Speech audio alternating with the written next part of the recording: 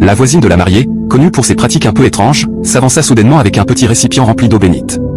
Sans prévenir personne, elle commença à en verser sur la mariée, qui, surprise et choquée, se mit à crier de toutes ses forces. Ces cris résonnaient dans la grande salle et provoquaient un mélange de panique et d'incompréhension chez les témoins. Malgré les appels à l'arrêt, la voisine poursuivit son geste, laissant l'eau bénite tomber goutte à goutte sur la tête et les épaules de la mariée. Peu à peu, une transformation incroyable se produisit sous les yeux effarés de l'assemblée, la mariée perdit sa forme humaine et, sous l'effet de l'eau sacrée, son corps se changea entièrement en un poisson frétillant. Les invités, figés d'étonnement, ne savaient plus où poser les yeux et murmuraient entre eux, incapables de comprendre ce qu'ils venaient de voir.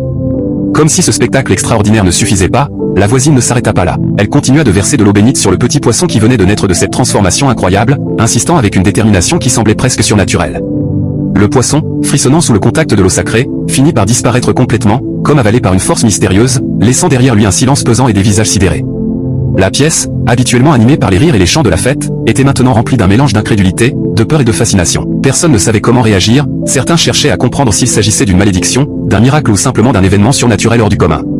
Le contraste entre la joie attendue d'un mariage et le chaos provoqué par cette scène fantastique rendait l'atmosphère encore plus étrange et inoubliable. Ce moment, gravé dans les mémoires de tous ceux présents, restera longtemps un mystère, mêlant stupeur, fascination et un sentiment étrange de magie qui semblait flotter dans l'air, comme si le monde réel et le monde du surnaturel s'étaient croisés, ne serait-ce que pour quelques minutes exceptionnelles. Tout a commencé le jour où la voisine aperçut la mariée seule, au milieu de la brousse, dans un endroit isolé et silencieux. La mariée regardait attentivement autour d'elle, vérifiant avec inquiétude qu'aucune personne ne se trouvait dans les environs et qu'elle n'était pas observée. Convaincue d'être totalement seule, elle se détendit peu à peu et sembla prête à accomplir quelque chose de secret. Sans se douter un seul instant qu'une paire d'yeux la surveillait discrètement, elle entama une transformation étrange et inexplicable. En quelques instants, son corps changea de forme et elle se transforma pour la première fois en poisson, un acte qu'elle croyait caché du monde entier. La voisine, dissimulée non loin de là, observait la scène avec stupeur et attention, comprenant qu'elle venait d'assister à un secret que la mariée cherchait désespérément à garder enfoui.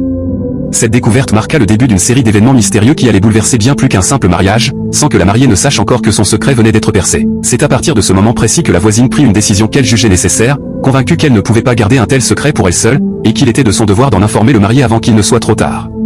Elle se rendit donc chez lui, le cœur battant, et frappa fermement au portail jusqu'à ce que le marié apparaisse. Lorsqu'il ouvrit, elle le salua respectueusement, mais son visage trahissait une certaine inquiétude. Intrigué, le marié lui demanda immédiatement s'il y avait un problème, et sans hésiter, la voisine répondit que oui, expliquant avec sérieux et insistance qu'elle avait vu sa copine se transformer en poisson. Elle raconta en détail qu'elle l'avait surprise au milieu de la brousse, dans un endroit isolé, regardant autour d'elle pour s'assurer que personne ne l'observait, avant de se métamorphoser sous ses yeux. Elle ajouta qu'elle n'avait rien inventé et demanda au marié de prendre ses précautions, car ce qu'elle avait découvert était grave et inquiétant. Le marié, choqué par ces paroles, la regarda longuement puis lui demanda si elle allait bien, laissant entendre qu'elle pouvait ne pas être dans son état normal. La voisine confirma calmement qu'elle allait très bien, qu'elle n'était ni malade ni troublée, et qu'elle était consciente de tout ce qu'elle disait. Le marié lui demanda alors d'où elle venait, et elle répondit simplement qu'elle était leur voisine.